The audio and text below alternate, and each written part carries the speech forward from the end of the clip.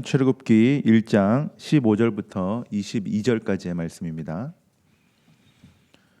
출애굽기 1장 15절부터 22절까지 말씀 우리 한 절씩 교독하고 우리 마지막 22절은 같이 읽도록 하겠습니다. 애굽 왕이 히브리 산파 시브라라 하는 사람과 보아라 하는 사람에게 말하여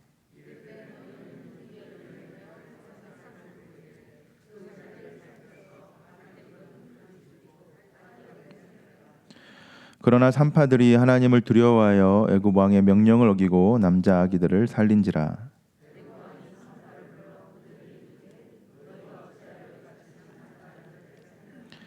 산파가 바로에게 대답하되 히브리 여인은 애굽 여인과 같지 아니하고 건장하여 산파가 그들에게 이르기 전에 해산하였더이다 하매.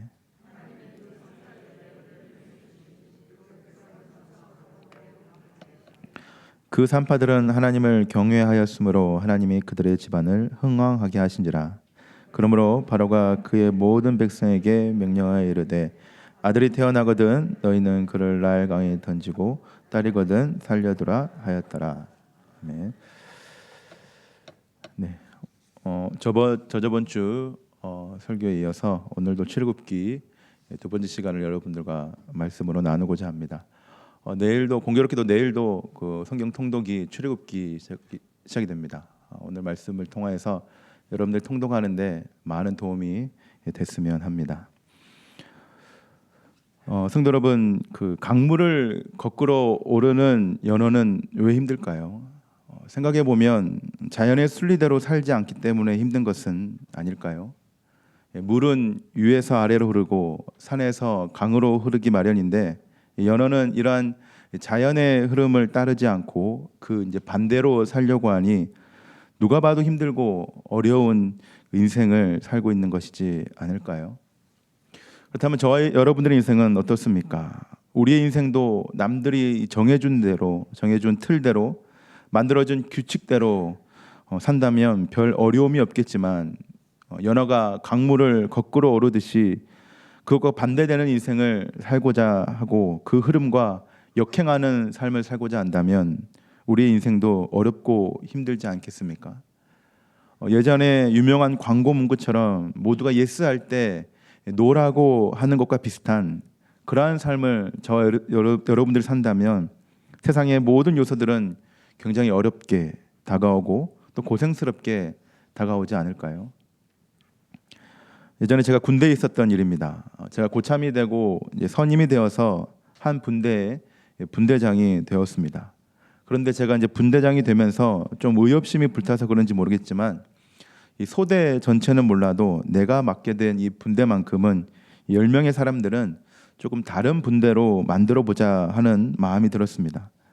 그래서 평소에 내무실에 있었던 내무 부조리나 선임 중심으로 되어 있던 불필요한 요소 등 분대원들이 군생활하는데 전혀 도움이 되지 않는 것들을 없애버렸습니다. 그러자 같은 소대에 있던 분대장들이 이제 들고 일어났습니다. 저한테 하는 말이 너 애들한테 이미지 관리하냐? 후임 때 고생한 거 이제 좀 대접받으려고 하는데 왜 없애버려서 이렇게 분위기를 흐트러 놓냐? 온갖 비난과 질타를 저에게 쏟아내며 저를 이제 원망하기 시작하였습니다. 하지만 그들의 비난과 원망이 거세도 제 생각과 의견을 굽힐 수는 없었습니다. 왜냐하면 지금 생각해도 그렇게 하는 것이 맞았기 때문입니다. 저 또한 대접받고 싶었습니다. 저도 소대에서 내려오는 전통대로 선임으로서 대접받고 온갖 편의를 누리고 싶었습니다. 그냥 그들의 순리대로 하고 싶었고 그들의 흐름대로 지내고 싶었습니다. 그리고 제가 그렇게 한다고 해서 저를 비난하거나 부정적으로 생각하는 사람도 아무도 없었습니다. 하지만 그 당시 저에게는 그것이 내키지 않았습니다. 그것이 저에게는 편하고 좋을지 몰라도 우리 분대원들에게는 결코 좋지 않을 것이라 생각했기에 제 마음에서 그 모든 것을 받아들일 수는 없었습니다. 그래서 그냥 제 선에서 이 모든 것들을 끝내고 싶었고 더 이상 제 밑으로 이 불필요한 모습이 내려가지 않았으면 하는 그런 마음이 제 안에 가득했습니다. 성도 여러분, 꽤 괜찮은 사람이지 않습니까? 네. 이렇게 순둥이처럼 보여도 강단이 있을 때는 있습니다. 제가 이 서두에 이 말씀을 드리는 이유는 뭐 제가 잘났다 뭐 이런 말씀을 드리고자 함이 아닙니다. 제가 이 말씀을 드리는 이유는 어떤 것에서 역행하고 어떤 것을 거부하며 어떤 요구를 항거하는 것이 우리에게 결코 쉽지 않다는 것입니다. 하지만 쉽지 않아도 그것이 내 신앙과 양심과 그리스도인의 자세에 꺼리끼는 것이라면 우리는 그것을 인정하지 않아야 하고 받아들여서 또한 안 된다는 것입니다. 오늘 본문도 그렇습니다. 오늘 본문에 등장하는 산파들도 이 바로 왕의 명령에 복종하며 애굽의 요구대로 사는 것이 어떻게 보면 그들의 인생의 찬란한 길이었고 안전한 길이었고 굉장히 인간적인 길이었습니다.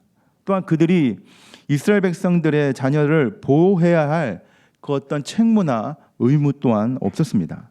하지만 이들은 그리하지 않았습니다. 바로 왕의 요구와 명령에 순응하지 않았고 자신의 목숨까지도 위협받을 수 있는 길을 걸어갔으며 애굽의 요구에 역행하는 그러한 선택을 이들이 하게 되었습니다. 성도 여러분, 왜 그랬을까요? 왜 이들은 이러한 선택을 하게 되었고 이들의 선택의 결과는 어떠했을까요? 그리고 이들의 선택을 지금 보는 우리는 어떤 교훈을 얻어야 하는 것일까요? 그 첫 번째가 이 세상을 향한 항거, 즉 세상을 향한 거부라는 것입니다. 성도 여러분, 세상은 참으로 교묘합니다. 오늘 본문에서도 그러한 모습이 잘 나타나는데요. 현재 바로 왕은 이스라엘의 억압 정책의 두 번째로 남아 살해를 지시합니다. 그런데 왜 이 남자 아이만 죽이라고 명령했을까요? 크게 두 가지의 이유입니다. 첫 번째는 남자가 없으면 더 이상의 인구의 수가 늘지 않기 때문이고, 두 번째는 군사의 숫자를 줄이기 위함입니다. 그러니까 모든 경우의 수를 따져봤을 때 히브리인들을, 이스라엘 사람들을 가장 위협할 수 있는 방법은 이 남아를 살해하는 것입니다. 노동을 많이 시키고 학대도 좋지만 이것만큼, 남아를 살해하는 것만큼 확실하고 정확한 방법은 없었다는 것이죠. 그런데 바로 왕은 굉장히 교묘한 방법으로 이 일을 진행하는데요. 그것은 바로 자신의 손에 피를 묻히지 않고 산파들을 이용하는 방법입니다.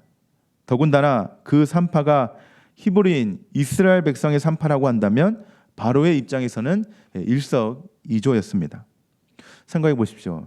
남자 아이를 살해하는 것이 애굽인도 아니고 그렇다고 바로 왕도 아니고 자기 종족끼리 이 남자 아이를 살해한다면 바로의 입장에서는 얼마나 좋은 일이겠습니까? 같은 민족끼리 분란이 일어날 수도 있고 산모들은 산파들을 신뢰하지 않을 수 있습니다. 그리고 이스라엘 내에서 문제들이 연쇄적으로 일어날 수도 있습니다. 그래서 바로 왕은 이 산파들에게 이 민족을 거역하는 일을 명령합니다. 자신의 손에 피를 묻히지 않고 같은 민족끼리 자멸할 수 있는 방법, 아주 현명한 방법인 이 남아 살해를 명령합니다. 그런데 성도 여러분, 이러한 바로 왕의 명령은 참으로 거역할 수 없는 명령입니다. 이 당시 이 바로 왕을 생각해 보십시오. 우리가 지금 성경에서만 나오는 바로 왕을 봐서 그렇지 세계 역사를 살펴보면 이 당시 바로 왕은 전 세계적으로 초강대국이었고 화려한 문명을 꽃피웠던 정말 대단한 나라였습니다. 흡사 지금의 미국과 비슷한 모습을 가지고 있었을 것입니다. 그렇기 때문에 이러한 막강한 제국의 왕인 이 바로 왕의 명령을 거역한다는 것은 산파의 입장에서는 도저히 상상할 수 없는 일들입니다. 그런데 제가 설교를 준비하며 이 부분에 대해서 이러한 고민을 해봤습니다. 만약 내가 저 산파의 입장이라면 어떻게 할까? 왕이 모든 백성에게 내리는 명령이 아니라 지금 나에게 직접적으로 내리는 명령이라고 한다면 나는 거부할 수 있을까? 나는 과연 왕의 명령 앞에서 신앙이 아니더라도 이 생명의 윤리와 사람의 인권을 생각할 수 있는 그런 여유가 있을까라는 생각을 해보았습니다. 여러분들은 어떻습니까? 여러분들 가능하시겠습니까?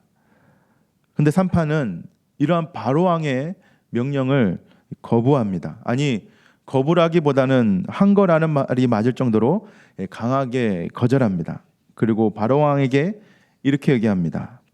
히브리 여인은 애굽 여인과 같지 아니하고 건장하여 제가 가기도 전에 이미 출산하고 다 마쳤습니다. 제가 손쓰기도 전에 이미 모든 것이 끝나 있었습니다. 라는 것이었습니다. 그래서 성경은 이러한 대답을 하는 산파에 대해 이렇게 말씀합니다. 17절 하반절입니다. 애굽 왕의 명령을 어기고 남자 아기들을 살린지라. 이 말씀 비춰보았을 때 실제로 히브리 여인이 건장해서 아기를 일찍 낳았다는 것은 아닙니다. 산파는요, 히브리 여인이 자신 앞에서 남자아이를 낳았는데도 바로 왕의 명령을 의도적으로 어겼습니다.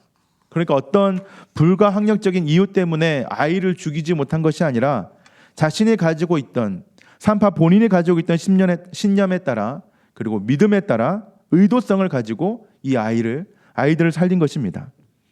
그런데 성도 여러분, 이 부분에 대해 한 가지 더 생각해 봅시다.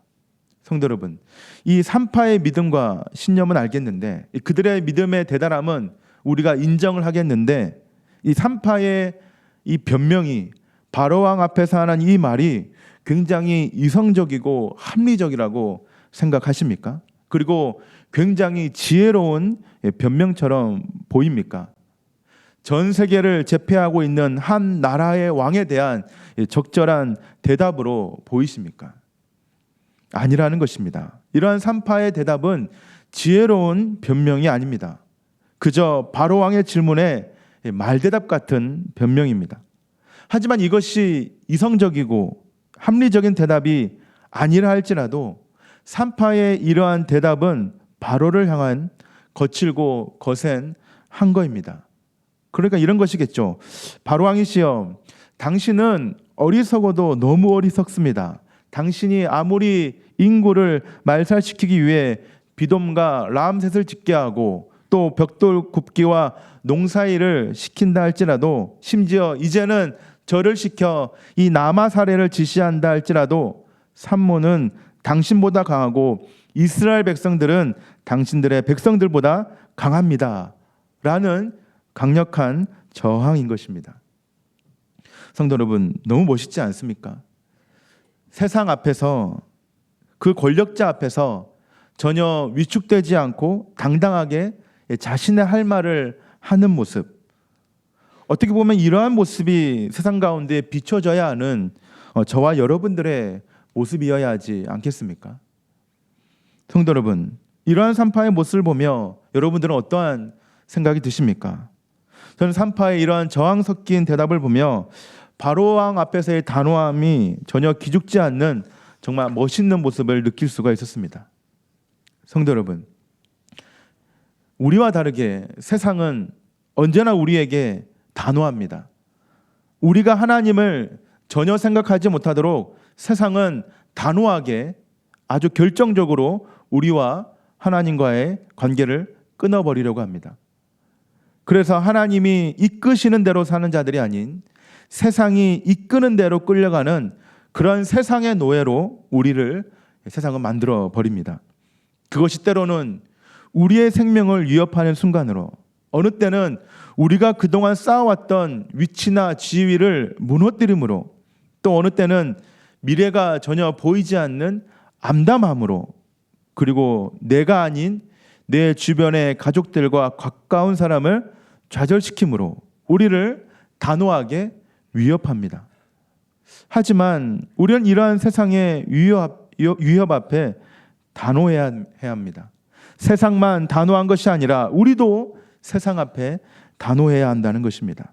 그래서 하나님의 명령이 아니면, 하나님의 말씀이 아니면 세상의 명령을 단호하게 거부해야 합니다.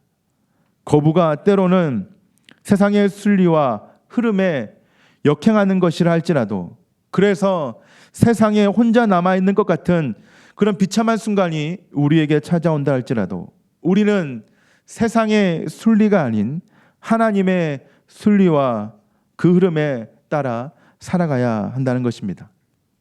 비록 우리가 애굽에서 종노릇하는 모습처럼 참 어렵고 힘든 삶을 살지만 우리는 애굽의 노예도 아니고 세상의 종도 아닙니다. 저와 여러분들은 하나님의 뜻과 법대로 살아가는 하나님의 선택받은 택함받은 언약 백성입니다. 그러니 우리 안에 있는 것은 노예 근성이 있는 것이 아니라 하나님의 언약 백성다운 그 모습과 자세가 저와 여러분들 안에 있어야 한다는 것입니다. 세상이 불합리한 요구와 불신앙적인 것들로 우리를 유혹한다 할지라도 그것에 맞서는 강한 의지와 믿음이 저와 여러분들 안에 있어야 한다는 것입니다. 그렇다면 성도 여러분, 산파가 그렇게 저항했던 그 근본적인 이유는 무엇이고 우리 또한 세상의 이 불신앙적인 요구 앞에 그렇게 거부하며 살아가야 하는 그 이유는 무엇일까요? 왜 우리는 이렇게 살아가야만 하는 것일까요? 그것은 바로 두 번째입니다. 하나님에 대한 경외심이 있기 때문입니다. 이것이 산파의 두 번째 이유이기도 하고 산파의 중심 속에 흐르는 아주 중요한 핵심이기도 한데요. 오늘 본문을 보면 산파는 이상하게도 바로왕 앞에서 당당했습니다. 그리고 바로왕의 말은 듣긴 들어도 하나도 이행하지 않았습니다. 꼭 또 어떻게 보면 꼭 동네 아저씨에게 말하는 것처럼 이런저런 할 말 안 할 말 가려서 하지 않고 다 합니다. 왜 그럴까요? 산파들이 기백이 대단하고 여장부라서 그런 걸까요? 전 여기서 바로왕과 산파의 차이가 극명하게 대비되는 것을 확인할 수 있었는데요. 그것이 무엇이냐면 똑같이 바로왕이든 산파든 똑같이 두려워하는 대상이 있지만 그 대상이 너무나 다르고 그것을 대하는 모습조차도 너무 다르다는 것입니다. 먼저 바로왕을 보십시오. 바로왕은 10절에 이스라엘 백성이 많아질 것이라는 이스라엘 백성 자체를 두려워했습니다. 그리고 그것을 해결하기 위해 자신들의 지혜를 고안해냈습니다. 그리고 그것의 결론으로 남아 사례를 만들어냈습니다. 하지만 산파는 달랐습니다. 똑같이 두려움이 있었지만 그것은 사람에 대한 두려움이 아닌 하나님에 대한 두려움이었고 하나님에 대한 경외였습니다. 그리고 그것을 해결하기 위해 그들은 하나님 말씀을 기억하였고 그 말씀대로 행하였습니다. 그리고 마침내 그것의 결론은 남자아이를 살려내는 아름다운 결과를 만들어냈습니다. 그러니까 사람을 두려워하는 사람은 사람을 죽이려고 하고 있고 하나님을 경외한 자들은 오히려 사람을 살리려고 하고 있다는 것입니다. 그뿐만이 아닙니다. 바로는 몰랐습니다. 바로는 산파들이 자신을 두려워하지 않고 있고 하나님을 두려워하고 있다는 것을 인지하지 못했습니다. 자신이 애굽의 왕이니까 온 세계 문명의 중심 국가인 이 애굽의 통치자니까 그들 또한 자신을 두려워할 줄 알았고 자신의 명령에는 무조건 복종할 줄 알았습니다. 더군다나 이들은 여인이었습니다. 여인은 그야말로 나약하고 연약한 존재이기에 겁박하고 협박하면 당연히 자신을 따를 줄 알았습니다. 하지만 그것은 크나큰 오산이었고 착각이었습니다. 지금 산파가 경외하는 대상은 오직 하나님 한 분이었습니다. 그녀들이 지금 바라보고 있는 분은 오직 살아계신 하나님이셨던 것입니다. 그래서 어떤 목사님께서 산파들이 이러한 모습을 보며 이렇게 말씀하셨습니다. 우리는 어쩔 수 없이 세상의 두려움 속에 몰려 있을 수밖에 없다. 그것이 미래에 대한 두려움이든 현재에 대한 두려움이든 우리는 항상 두려움 가운데 몰려 있다. 하지만 이러한 두려움 가운데서 참된 용기란 내가 두려울 수밖에 없는 이 현재와 미래보다 더 두려우신 분이 있다는 것을 인식하는 것이다 라는 말씀을 하신 적이 있습니다. 성도 여러분, 생각해 봅시다. 성경에 나오지 않지만 정말 산파가 바로왕을 무서워하지 않았을까요? 이런저런 이야기를 하였지만 그녀에게 인간적인 두려움이 아예 없었을까요? 저는 당연히 있었다고 생각합니다. 그녀에게 바로왕은 내 눈앞에 현실적인 왕이었고 내 목숨을 좌지우지할 수 있는 이 땅의 절대자였습니다. 여기서 잘못 삐끗하면 자신뿐만 아니라 자신의 모든 가족들 또한 위험에 처해질 수 있는 절체절명의 위기였습니다. 그리고 이뿐만이 아닙니다. 자신이 바로왕의 명령을 거역하고 다시 불려가기까지 그녀는 엄청난 고민과 고뇌에 빠졌을 수도 있습니다. 그게 얼마간의 시간인지 성경에는 자세히 나와 있지는 않지만 그 시간은 산파들에게 긴 시간처럼 다가왔을 것이고 오지 않았으면 하는, 다시 바로왕이 자신을 부르지 않았으면 하는 피하고 싶은 시간이었을 것입니다. 하지만 자신이 비록 인간적인 두려움에 몰려 있다 할지라도, 현실적인 왕 앞에 두려움에 떤다 할지라도 그녀들은 하나님을 향한 참된 용기를 가지고 있었습니다.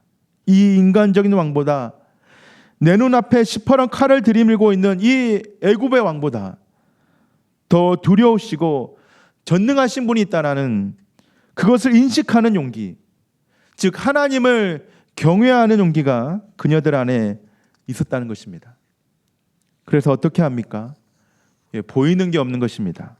오직 그녀들은 하나님 이외에 보이는 게 없는 것입니다. 그리고 기억나는 게 없는 것입니다. 하나님께서 자신들의 민족을 이 애굽 땅에서 번성케 하실 것이고 또 곧 이 애굽 땅에서 나가게 해줄 것이라는 하나님의 그 언약의 말씀밖에 이들은 기억나는 게 없는 것입니다.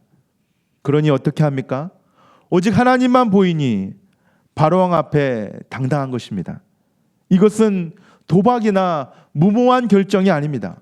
이것은 하나님께서 주시는 확신에 대한 당당함이며 하나님께서 그녀들에게 주시는 용기에 대한 신뢰인 것입니다. 사랑하는 성도 여러분, 하나님을 경외하고 두려워한다는 것은 그 주권과 권위를 오직 하나님께만 있다는 것을 인정하는 것입니다. 이것은 하나님의 어떤 억압이나 겁박이 있어서 우리가 수동적인 복종을 한다는 것을 말하지 않습니다. 이것은 하나님의 높으심에 대한 우리의 자연스러운 인정이며 신뢰인 것입니다. 그렇다면 여러분들은 어떻습니까? 세상 앞에서 여러분들은 하나님을 진심으로 정말로 경외하고 있으십니까? 요즘 세상이 너무나 인간중심적이고 개인주의적인 이유를 살펴보면 여러 가지 이유가 있겠지만 가장 큰 이유는 절대자 하나님을 두려워하지 않고 그분을 경외하지 않음이지 않겠습니까?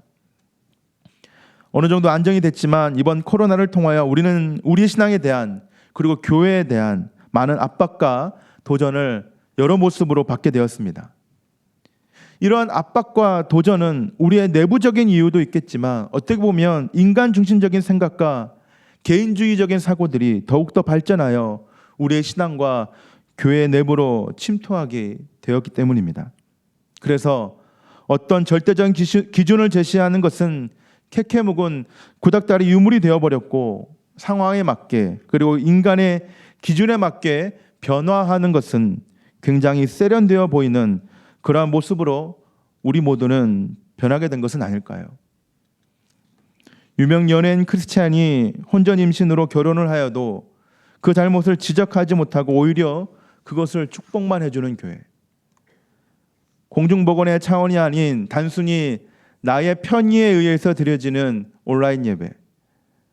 이미 오래전 이야기지만 정말 솔직하게 말씀드려서 자녀의 신앙보다는, 자녀의 어떤 그런 믿음보다는 자녀의 학업과 미래가 최우선인 기독교 가정 등 이러한 일련의 모든 모습들이 우리 교회 안에서 또 여러분들 가정 안에서 독버섯처럼 퍼져나가게 된 이유는 아마도 우리가 하나님을 두려워하기보다 세상을 무서워하면서 오는 문제이지 않겠습니까?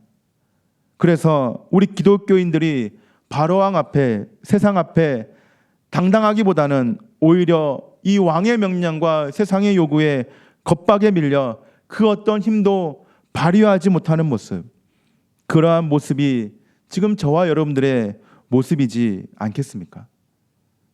성도 여러분, 신앙의 회복과 교회의 회복은 다른 것으로 시작하지 않습니다. 우리 그리스도인들이 하나님을 두려워하며 인정할 때, 그분을 진심으로 두려워할 때, 그때 회복은 시작됩니다. 우리는 이제 포스트 코로나의 시기로 접어들게 되었습니다. 이것은 우리에게 또 다른 기회이자 또 위기입니다. 그런데 이것이 위기인가 기회인가의 문제는 지금 우리가 하나님을 경외하는가, 지금 내가 하나님을 두려워하는가, 우리 가정이, 우리 자녀들이, 우리 교회가 정말 하나님을 바라보고 있는가부터 달라집니다. 성도 여러분, 이미 세상과 왕의 명령은, 그리고 그 요구와 겁박은 우리에게 주어졌습니다. 그리고 어떻게 보면 우리는 이제 막 출애굽기 1장 17절의 시기로 들어선지도 모릅니다. 그래서 17절의 말씀처럼, 그러나 그리스도인들이 하나님을 두려워하여 애굽의 왕의 명령을 어기고 될지, 아니면 반대로 그러나 그리스도인들이 애굽 왕을 두려워하여 하나님의 명령을 어기고 될지, 이런 시기와 기로 앞에 저와 여러분들은 놓이게 되었습니다. 성도 여러분, 어떠한 길로 들어서시겠습니까? 바로왕 앞에선 저와 여러분들입니까? 아니면 하나님 앞에선 저와 여러분들입니까? 이러한 질문에 답을 내리며 말씀을 마무리하겠습니다. 사랑하는 성도 여러분, 출애굽기 초반을 자세히 살펴보면 바로왕에 대한 하나님의 대응이 참으로 기가 막힌 것을 우리는 확인할 수 있습니다. 그것은 바로 바로왕이 가장 연약하고 무시하였던 이 여자와 딸들을 통하여 이스라엘의 구원과 해방을 이루시고 계신다는 것입니다. 오늘 본문에 등장하는 산파들, 그리고 2장에 등장하는 요게벳과 미리암, 그리고 나일강에서 모세를 건진 바로의 딸, 그리고 4장에 할례를 행하여 모세를 살린 십보라. 바로는 이스라엘 모든 아들들을 죽이면 자신이 승리할 것이라고 생각하였지만, 하나님께서는 그것을 뛰어넘으셔서 바로왕이 무시하였던 이 여자들을 통하여 가장 연약하고 약한 자들을 통하여 이 딸들을 사용하셔서 가장 강력한 자를 이기시고 생명을 구원하게 하셨습니다. 그런데 이러한 하나님께서 오늘날에도 동일한 방법을 사용하시며 똑같이 일하십니다. 그래서 우리 하나님께서는 이제 저와 여러분들을 부르십니다. 가장 연약하고 아무것도 할 수 없는 저와 여러분들을 부르셔서 새로운 출애굽기 1장 17절을 써내려 가십니다. 하나님을 경외하고 두려워하는 이 가장 연약한 자를 통하여 가장 강력한 이 세상과 맞서길 원하십니다. 이 일은 설교 서론에 말씀드린 것처럼 세상의 흐름과 순리에 역행하는 것일 수 있습니다. 지금 당장 여러 가지 위협으로 다가오는 도전과 어려움일 수 있습니다.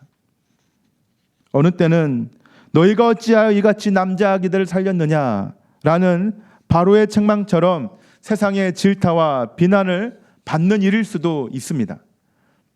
하지만 그것이 우리에게 불편함이나 어려움으로 찾아온다 할지라도 우리는 하나님의 부르심을 포기할 수 없습니다. 왜냐하면 우리는 하나님을 두려워하는, 하나님을 경외하는 지금 이 시대의 산파들이기 때문입니다. 저와 여러분들은 이 시대에 하나님께서 세워주신 산파들입니다. 우리를 통하여 반드시 교회가 부흥되어야 하고, 저와 여러분들을 통하여 주님께서 부르신 자들을 살려야 합니다. 그러니 어떤 모습이든 좋습니다. 성도 여러분, 교회를 위하여 또 영혼들을 위하여 그 어떤 모습으로든지 오래 섬겨주시기 바랍니다. 그리고 희생해 주시기 바랍니다. 때로는 세상의 질문에 선의의 거짓말을 하는 순간이 찾아온다 할지라도 오직 하나님을 두려워하며 교회를 교회되게 헌신해주고 영혼을 살리는 그런 일에 최선을 다해 주시기 바랍니다. 그래서 이제 새롭게 시작하는 우리 교회의 십부라가 되어 주시고 우리 성도들의 부하가 되어 주십시오. 저와 여러분들을 통하여 새로운 믿음의 성도들이 일어날 수 있도록 우리 모두의 산파가 되어 주십시오. 그러면 우리 하나님께서는 오늘 본문 말씀 20절의 말씀을 우리에게 주실 것입니다. 우리 그러한 의미에서 우리 20절을 다시 같이 한번 읽어보겠습니다. 시작. 하나님이 그 산파들에게 은혜를 베푸시니 그 백성은 번성하고 매우 강해지니라. 아멘. 저는 이 구절을 다시 이렇게 읽어보고 싶습니다. 하나님이 우리들에게 은혜를 베푸시니 그 교회는, 그 그리스도인들은 번성하고 매우 강해지니라. 우리에게 은혜를 베푸신 하나님께서 저희가 섬기는 교회와 영혼들을 더욱더 번성하게 하시고 매우 강하게 하실 줄 믿습니다. 그러니 오늘도 우리에게 주어진 산파의 사명을 잘 감당하여서 하나님을 경외함으로 저와 여러분들 주변에 생명이 새롭게 시작되는 그런 놀라운 은혜 역사를 경험하는 저와 여러분들이 되길 바랍니다. 우리 찬송하시기